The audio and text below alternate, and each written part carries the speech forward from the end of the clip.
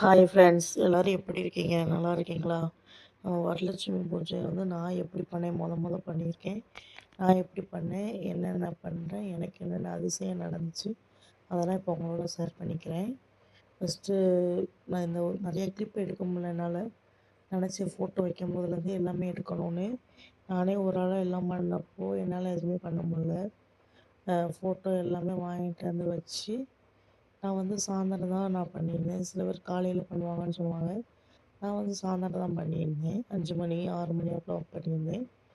எல்லாம் ரெடி பண்ணி பிரசாதத்துக்கு வந்து பாசிப்பருப்பு, நம்ம லட்சுமி தாயாருக்கு உயர்ந்த மாதிரி பாசிப்பருப்பு பாயாசம் வச்சுருந்தேன்.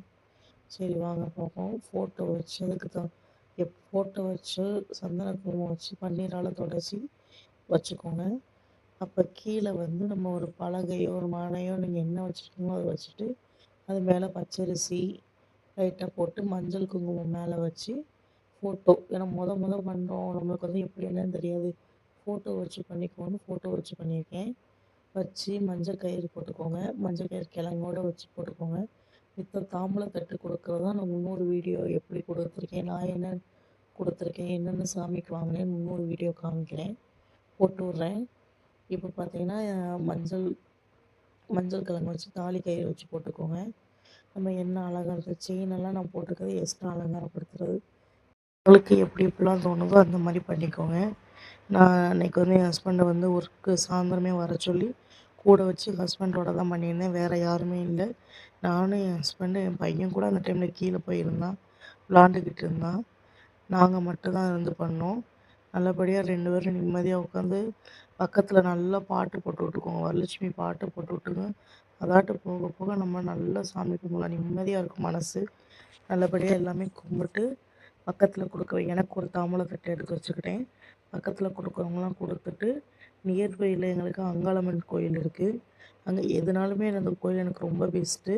அதனால் நான் அந்த கோயிலுக்கு போய் நல்லபடியாக சாமியை கும்பிட்டு அப்படியே நம்ம கொண்டு போனதை கொடுத்தோன்னா கொடுத்தது போக எனக்கு வந்து 5 6 தாம்பூலம் மீதி இருந்துச்சு. அதை போய் நான் கோயிலில் போய் கொடுத்துட்டேன்.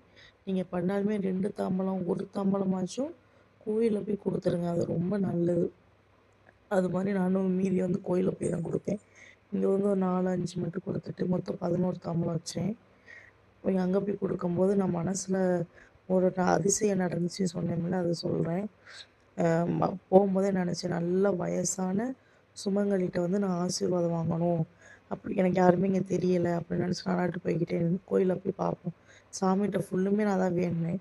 போய் பார்த்தா சாமியெல்லாம் கும்பிட்டு சுற்றி உள்ள சாமியெல்லாம் கும்பிட்டு வரும்போது இது கொடுக்கறதுக்காண்டி எடுத்து வச்சேன். வரவங்களாம் நானே எல்லாம் கொடுத்துருவோம், இந்த சின்ன வயசில் உள்ளவங்க தான் இருக்காங்க, சரி பரவாயில்லன்னு கொடுக்கலான்னு அதை இது பண்ணி கொடுத்தோம்.